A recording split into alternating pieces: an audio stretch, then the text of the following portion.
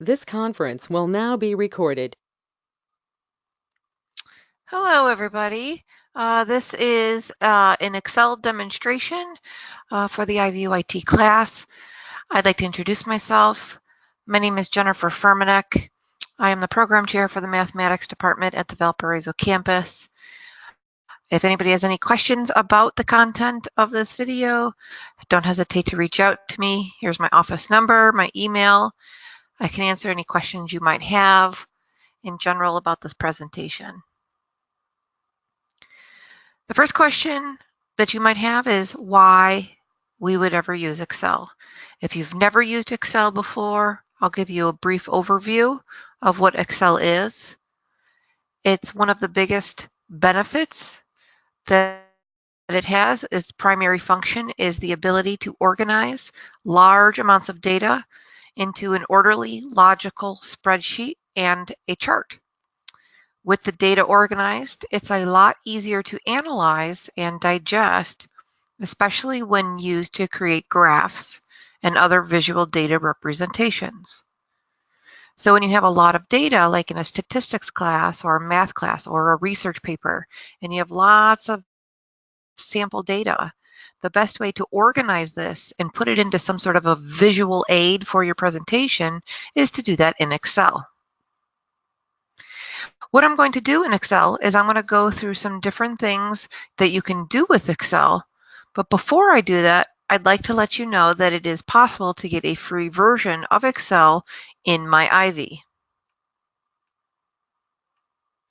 If you go to My Ivy, you'll notice under the Student tab, under the Student Resources, you have access to downloading the Microsoft Office. When you click on the Download Microsoft Office, you'll have setup instructions and also the free download.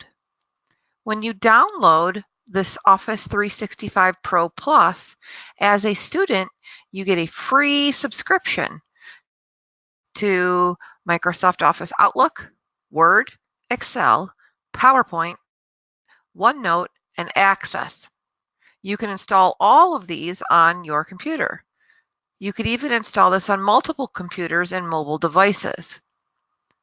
Students, faculty, and staff can use this software while they are enrolled or employed at the college. So I suggest that you download this as soon as possible by clicking on the links above. It is a very expensive product to buy in the store.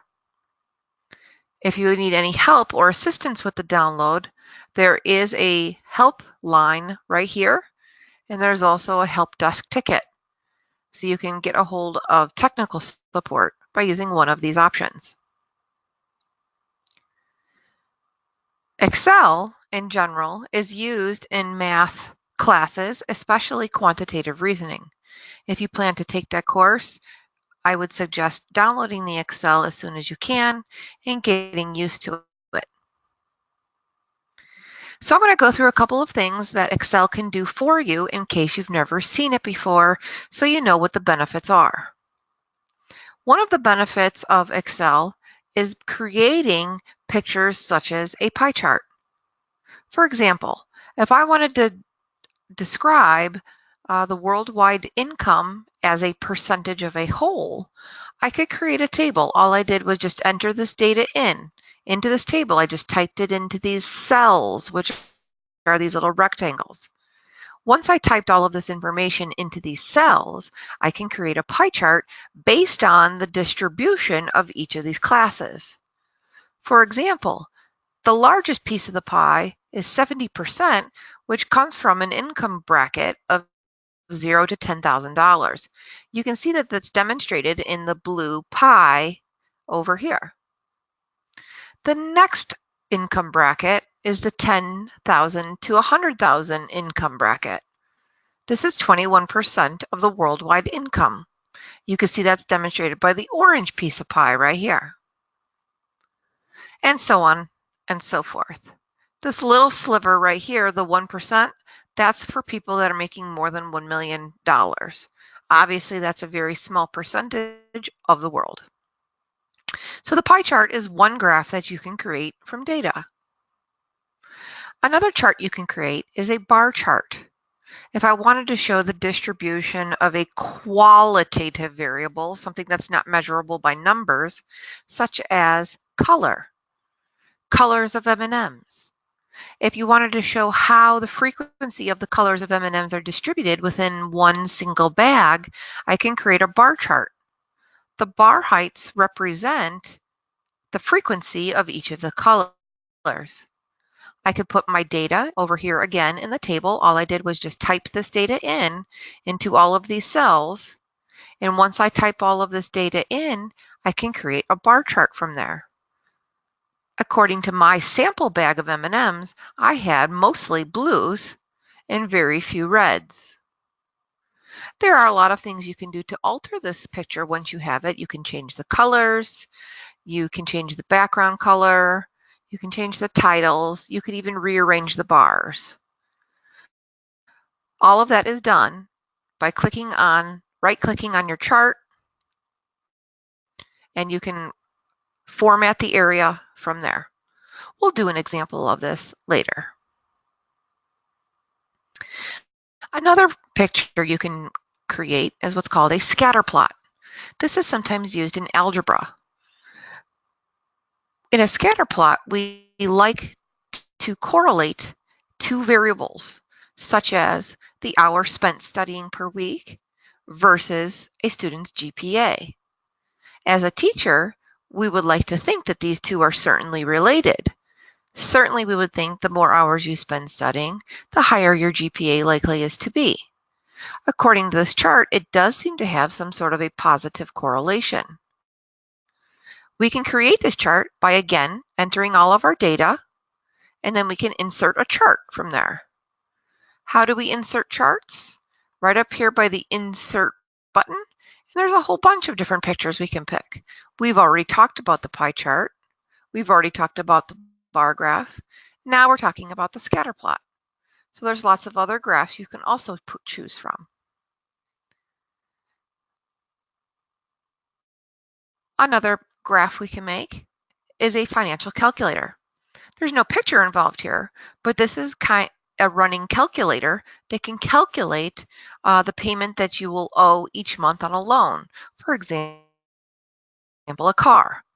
I've created a formula in these columns over here so that it would tell you exactly how much the car payment would be, given these factors.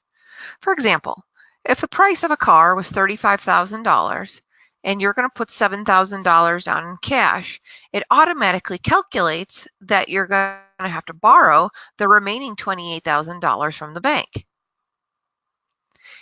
If the bank can give you a 4.75% loan, meaning that's the amount of interest they're going to charge you for borrowing the money, and you want to pay it off in 5 years, well, then it says that you're going to owe $525 a month in order to pay that car off in those 5 years.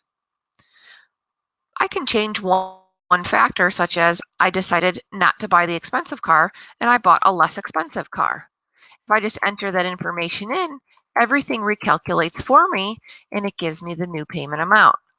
I've created a formula that will calculate this based on the above information. And it's a very simple thing to do. In fact, we learn how to do that in quantitative reasoning. What if I decided to only put $5,000 down? Well, then I would have to borrow more money from the bank. What if my credit score is bad? Therefore, they give me a really high APR or a high interest rate. I can change that. Well, then that makes my payments higher. What if I decide I can't afford that payment? Well, and I want to go out, let's say, 7 years. Well, then my payments go back down. So there's a lot of fun things you can do with a payment calculator, and it's a nice advantage to be able to have that when you're shopping for your first car. In quantitative reasoning, we also talk about how to calculate GPAs. GPA is kind of a complicated formula the first time you do it. It's using what's called weighted averages. Excel can calculate that for me. All I would have to do is put in my classes, the credits of each class, and the grades that I received in each class. All of this data is entered in. Over here, I created a formula. Now up here, this is the formula I used, which might look pretty scary to somebody that's never used Excel before. Again, in quantitative reasoning, we teach you how to do that. That's not what we're going to do here. I would just like to show you all of the things that it can do and the things you can learn if you're willing.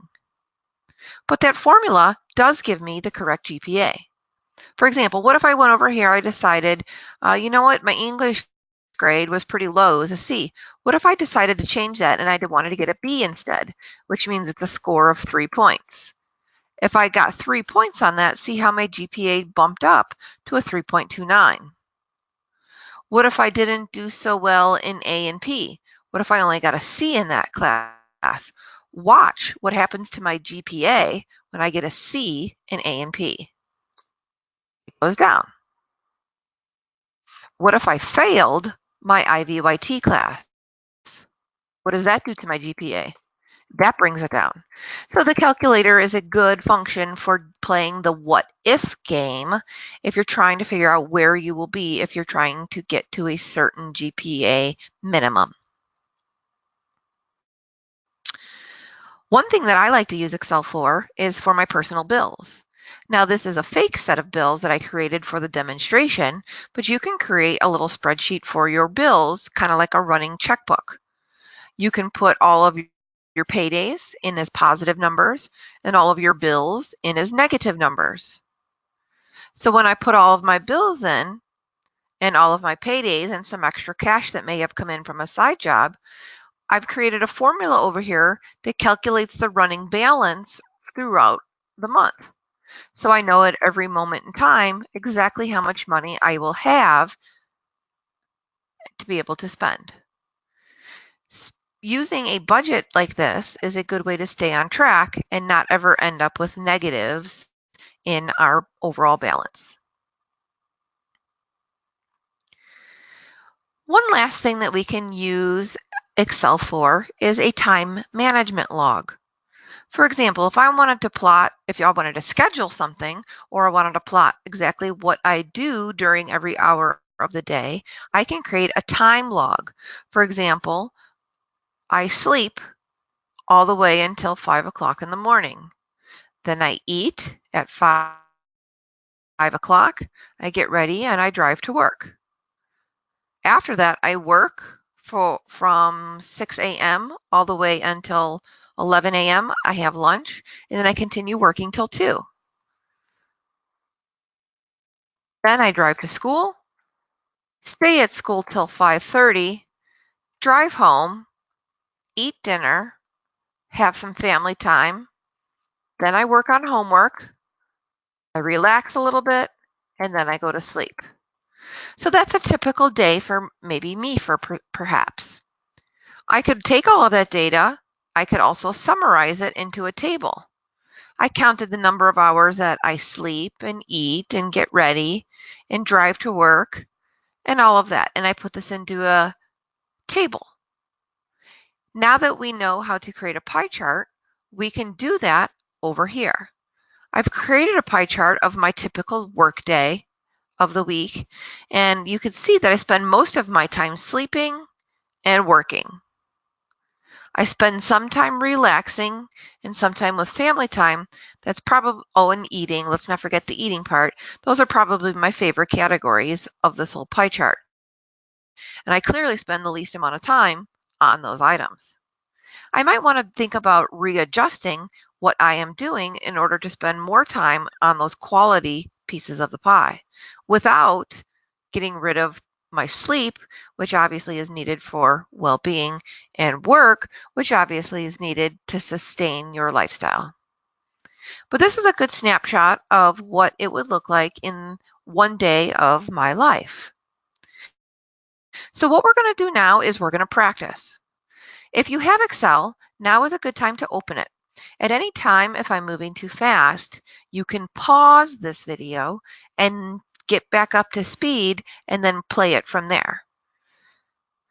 So open up your Excel and you'll have a bunch of tabs down here where you can they'll just say something like sheet 1, sheet 2, sheet 3, something like this.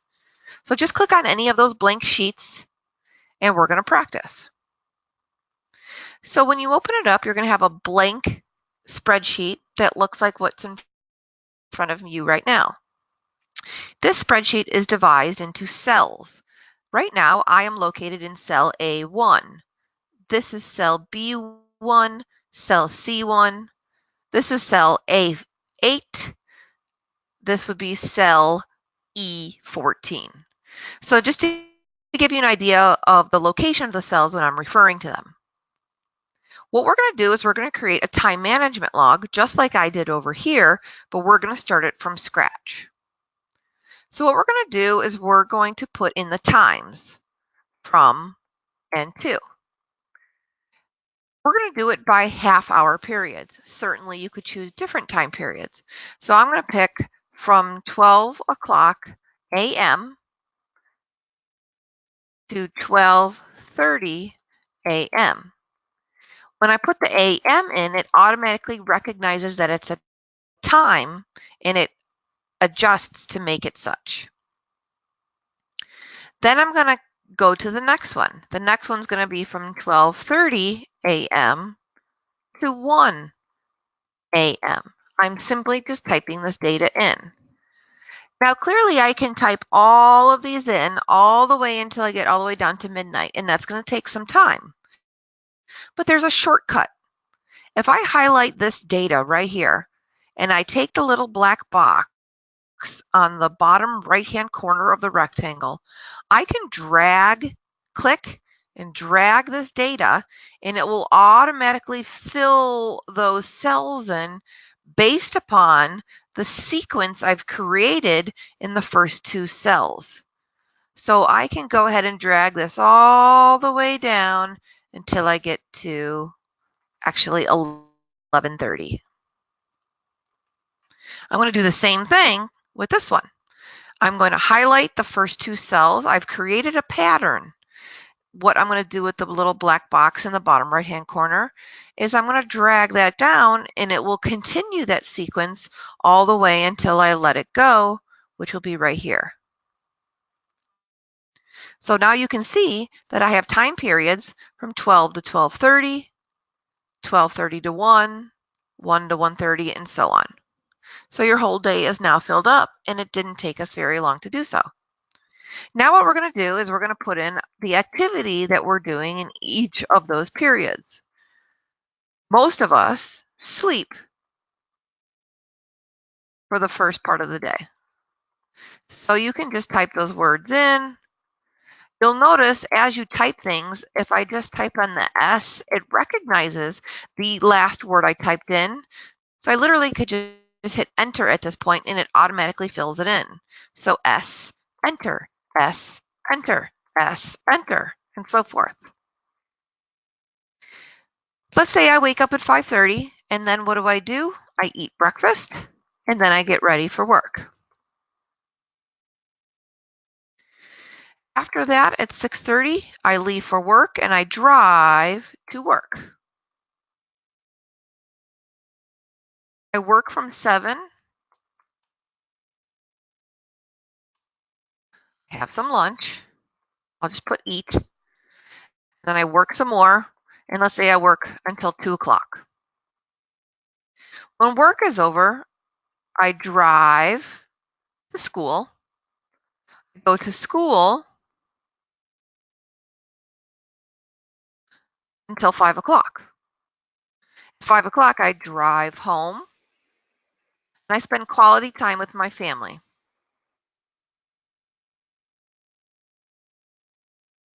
We eat dinner, and that's when I do homework for an hour and a half. Then I try to relax before I go to bed.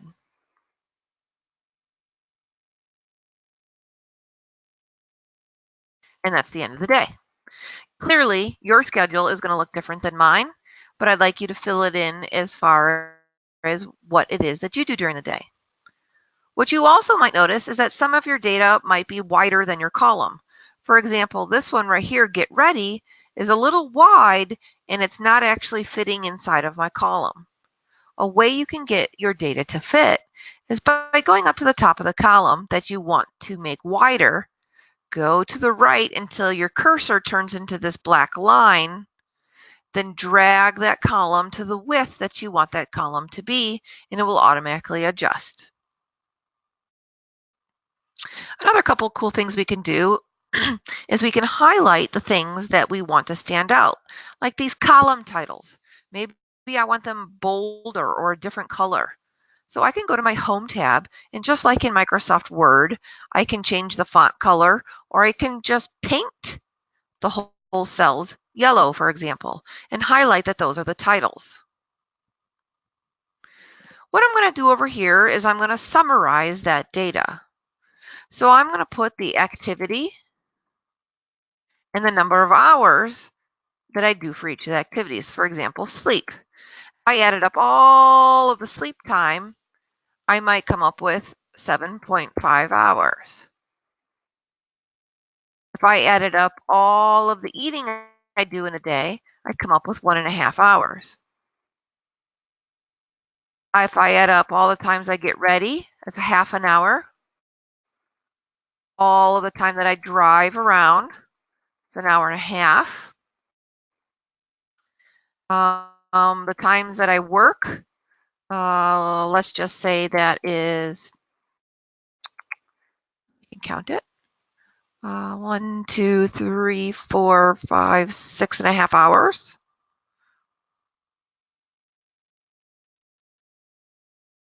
And what else do I need to do? Oh, family time.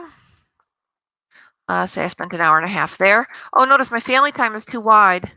So I'm going to widen that column. Good.